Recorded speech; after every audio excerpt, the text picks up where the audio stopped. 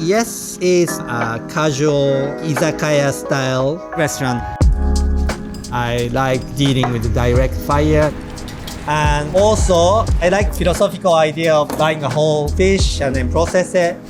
As a head chef, my responsibility is to bring everybody together. They all have their own ideas and their own heritage. I have to do prep and responsible for communicating with producers, fishermen, to bring the best season to the customers because every day is changing. My role is to bring a moment of the food onto the table.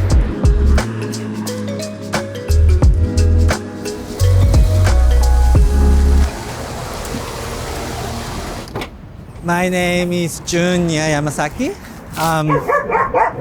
Sorry about my dogs. I'm a head chef at a restaurant Yes here in Los Angeles, and I just came back from Malibu and I got lots of fennel flowers. But now I'm back at the restaurant in the business, so I'm really in a hurry, so gotta go. Oh wow. Right. Let's go.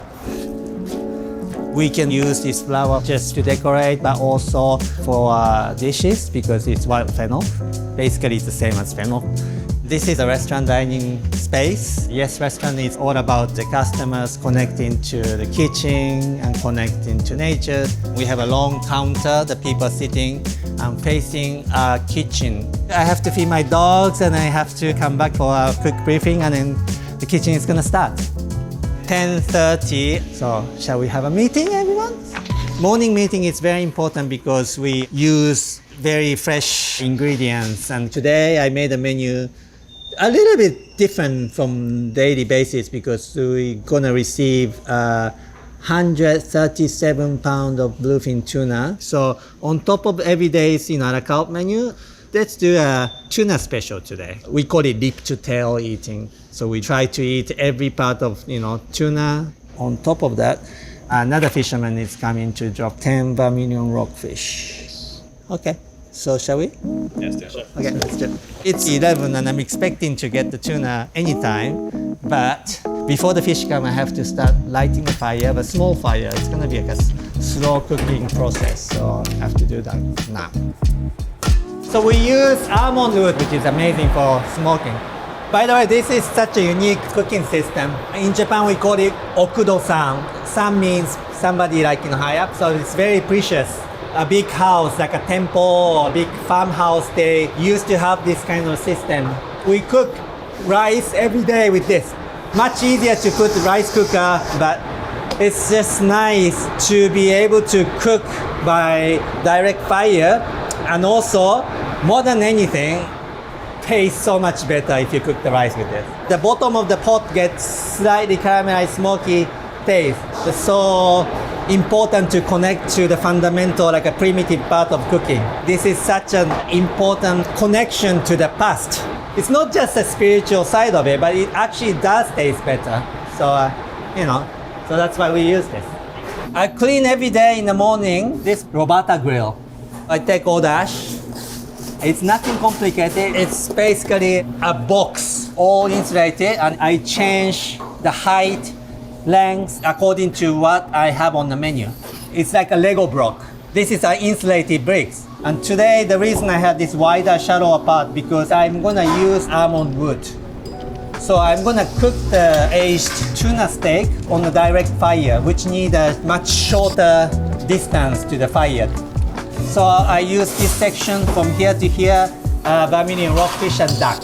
Relatively high heat, but the distance. Otherwise it catch the fire because the oil drops and it's gonna be a disaster. And then lastly, I made a little hole here because I'm gonna use this section to smoke bluefin tuna otoro. Here is a hay, and I put a little bit of charcoal and then put the hay. Joe is gonna slice otoro, like a fatty tuna, and pass it to me. And in a matter of 10 seconds or so, I'm gonna lightly smoke and then pass it back to him, and then he's gonna serve it. But that's basically, this is the setup. And how many are you getting, Junya? I just need 10. So these fish are called vermilion rockfish. For me, it's California's staple fish, or like signature fish. One of the most sustainable but also stable fish for the fishermen to catch. His quality of fish is just phenomenal. Well, this quality didn't exist before Junya came to Southern California and showed us like the technique and the tools and how to properly bleed the fish.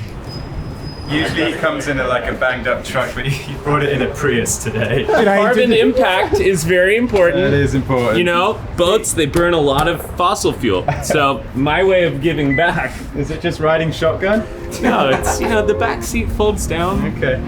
Everybody always thinks these fish are millions of dollars or something because it's more of like an ego competition for Yes, the people yeah. buying them. Well, most of the restaurant they buy loin Yes. or belly. Correct. They buy section. For this quality of tuna, the only way we could provide in a restaurant at this price is because I'm buying a whole fish and directly from this amazing fisherman. Completely cost effective. Thank you so much. Enjoy them. The mechanical anatomy of this fish is just incredible. They don't stop swimming. They swim from the moment they're born until they die. So like you see the fin is like this, completely sealed. And then there's a little ditch here. So the streamline is like a bullet. The body has this like energy source, which even after the brain death, the body is like independently alive. So this shinkejime method, so it goes into the brain like that and then go like wiggle, but it's actually not really dead. So that's why you want to insert this wire all the way from the brain to the spinal cord to stop the nerve system. That increased the quality so much because of, you know, no stress whatsoever. I'm gonna process the head to smoke it. Just cleaning inside a bit. Like a little small gill left. And then any kind of like bloodline. Just wanna apply generous amount of salt. So we're gonna smoke the head now for about like 4 or 5 hours. Then we take the meat out like a pulled pork. And then we're gonna braise it with soy sauce, tuna, negima. So we're gonna smoke the head right now. This beautiful pit grill. We're not really supposed to be a smoker, but we do a DIY style smoker. To cover the head, this is perfect, a plant pot. So now it's covered for 4 or 5 hours. I just put in the thermometer so I can read the temperature. I try to keep the temperature like a 200 degree Fahrenheit. I just started to do this for fun with friends using this pot and it worked really well. So I'm just like, okay, might as well do at the restaurant. Okay, now I'm gonna take the quarter off. Okay. Kori kama, it's a quarter. It's like a tomahawk steak. It's really, really delicious. Another interesting thing about bluefin tuna is their body temperature is higher than normal fish. So you do this shinkejime dispatched, and then immediately you cut this artery and then bleed fully for like 30 minutes if it's this size in the water. And then you have to stuff lots of ice inside to cool it down. And then you have to put whole body in the ice to cool it down. Otherwise, the tuna is gonna burn itself. Inside there's always a little bit of water. So I'm just cleaning before I start processing it. We smoke the tail and then shred the meat and we make dashi. Dashi is like an essential broth that we use a lot in Japanese cooking. After this loin is removed, for those meat you can scrape it. It's called nakaochi, means the meat between the bones. We scrape it and use it for one of the dishes we do today. So some parts we're gonna dry age with the bone in. It gets denser, it gets sweeter, basically the taste gets stronger. But you know, that doesn't mean it has to be aged. There's a beauty of fresh meat, especially something like nakaochi. So how many bone marrow? We can get 1, 2, 3. Well, today we're gonna make a bone marrow martini, which is not at all traditional, but it's like bone marrow is a slightly briny jelly. So I'm thinking as like an olive with shochu and also tomato pure water and then lemon zest and then bone marrow. It's like refreshing soto martini. Akami is a loin. Otoro is fatty tuna. Chutoro, we call it like a medium fatty tuna. So we're gonna cut today like this much is enough. Today, we're gonna use that otoro, chutoro, and also part of akami too. Probably you saw the big Toyosu market, they use big knife. Not that. Joe is gonna take this fatty tuna part and he's gonna cut into a so-called saku, the block that he can use for sashimi. That's his job. Every day he takes the part that he needs and then he makes into sashimi. The fish came today, all in a dry Asia. Start to use from today, and then every day started to get aged. This is a remaining of the previous tuna I got 3 weeks ago. So this is like a very, very, very last piece of loin. The surface is a little bit dry, ruby red, and then closer to the skin, it's nice layer of fat. That's why it's pinkish. It's so much more dense and strong. Same as dry aging steak. It's amazing sashimi as well, but also it's so decadent, but it's so nice to do a steak. Tuna steak is a very, very simple dish, but sometimes people want to have a steak. So we do tuna steak frit. So first, trimming. This dryness is important because it seals the meat. That will make the meat not that easy to dry out. So it's very important to get this, leather-like skin. My dogs love it because they love jerky, so, That's a bloodline. Not all the chefs discard, some chefs they use it. For sashimi, I don't really include it, but for steak, I wanna include a little bit of bloodline. I like the complexity of taste, a little bit of irony taste. Tuna Breakdown is done, but it doesn't mean it's the end of the day. I have many other little things to do, so I gotta go. It's now 2:30. The tuna head is still smoking really heavily. Nathan is prepping his lobster sandwich. He's finished the tail into katsu. Now he's prepping a salad from the claw. And Rohan is doing family meal. And at the same time, just finished frying tofu for his tuna head menu. And now I'm just filleting the Bermudian rockfish. Why not? New fish on the menu, grilled, super fresh. I'm doing the grilled Bermudian rockfish with the green grape and shiso salad or salsa, you can call it. I love prepping, and also I wanna be in the kitchen working together with my staff. We do all together, so I'm always in the kitchen. No? In traditional Japanese grilled fish, quite often use a skewer, so it doesn't have any mark on the skin. The reason I score the skin is the skin shrinks. So if you score the skin, that will prevent. And really skewering really helps a lot to operate on the grill. Sometimes I use very traditional Spanish grill that many people use. And we are really open. We are not trying to do everything very Japanese. I think the part of the beauty of a Japanese restaurant outside of Japan is this kind of exchange. So here's a tasting for the Right. It's absolutely important to taste and taste and taste several times, even for one dish. New dishes, we taste all of us together and discuss, what's the ideal, and everybody's opinion matters, and, we work it together. So last week we were using shrimp, and then we changed ingredients to Texas prawn. We call it Texan prawn. Every time we change one ingredient, we all have to try. Oh, very good. I can get the batter lighter though. Tastes good. Right, It's a different from different from shrimp. It's much more meaty and it's very nice. So that's what he's been working on since the morning.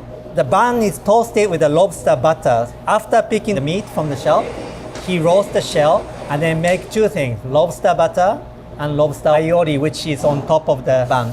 And then we put lobster crawl salad and then lettuce, and then he just made lobster bisque as a sauce on top of lobster katsu. So it's whole lobsters in it. The lobster salad might need a bit more seasoning because you don't really get much kind of seasoning until you actually hit the katsu. Yeah, in general, it's really nice and fresh, but you need more. In order to eat this big, you have to have much stronger taste. Let's take a little peek of the tuna, okay? It looks good, but when it's cooked, the tuna starts to cry because internally, it starts to boil. All the fat comes out from the tears, and that's a sign of it's done. So it needs 1 hour, 2 more hours. But before the service, it should be done, and then take the meat off. Okay, so this is Porcini. This is coming from south of Yosemite. So this is a first Porcini I went to pick this summer. I'm not allowed to tell the location, partly because in the mushroom picking world, it's very secretive. Many fishermen I know are really into mushroom hunting. So that's how I get to know the place. And then out of all the respect to them, I can't really tell where I catch. When I catch a lot. I sometimes sell my mushroom to other restaurants. So this is the baby porcini, you see? Cute, cute, cute. And these you can eat it raw. And same as, nakaochi, the meat between the rib of the tuna, that's also super fresh. So we're gonna put it together. You can call it carpaccio. And we use pear as a medium to combine together. So some dishes like this, we have say like ichigo ichie, means one ingredients meet the other. Shaved baby porcini meets, bluefin tuna. Both are like top of this season. One in the mountain, one in the sea. Let's put it together. That kind of, they meet each other. That's like really beautiful, poetic expression of cooking, I guess. I mean, it tastes amazing, but also you have this dish only this time of the year. You capture the moment of the season. That itself is very Japanese spirit, even though we call it carpaccio. And then finally, pine salt. In the Sierra, porcinis are growing under the lodgepole pine trees. So this is a needle that I, pick from the trees where the porcini is growing. And I grind it, and then with the salt. Let's taste it. Let's taste it. Yeah, try with the, there. Wow. Pretty damn good. So good. Dishes are looking really, really good, guys.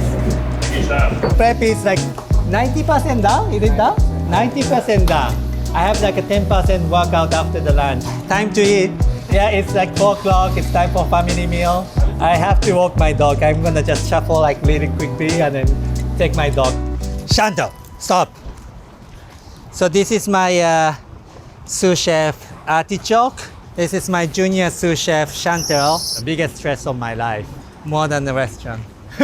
Pretty much for them, I have to go to the mountain all the time. Okay, I have to go and then let's forage, And they actually worked. On the way back with too much mushroom and it's too heavy, I bought this backpack for the dogs. Put lots of porcini on chanterelle on the back, and then chanterelle carry chanterelles. Now it's time to meeting with front of house staff. So this meeting is about all the updating of the menu. We don't change entirely, but there's always a little bit of adjustment, bit of a change of ingredients. If there are limited numbers, we have to mention it's limited. And also checking who's coming. Sometimes like all the friends and family comes. VIP, you know who's VIP? The family of Rohan's girlfriend. Rohan, your girlfriend's family are gonna be here? Yeah. Okay. Good to know. I'm gonna send some good stuff. That's it about the guests, right? Yeah. Any other questions? No. Thank you. Okay, thank you. Okay, I have to hurry up. Thanks. Now it's 5:30, like 30 minutes before opening. I have to change to uniform. I just have to do a couple of things just before, 30 minutes before I still have to prep. This is a grill setup today. So that's my setting. And then Nathan is doing all the, kakiage tempura as well as lobster cut sandwich. And then in this section, all the sashimi and then cold cut. And Rohan is doing all those other salads and, anything else but sashimi. Oh shit, it's 6:10 already. What are we doing? The customers are here. Please leave.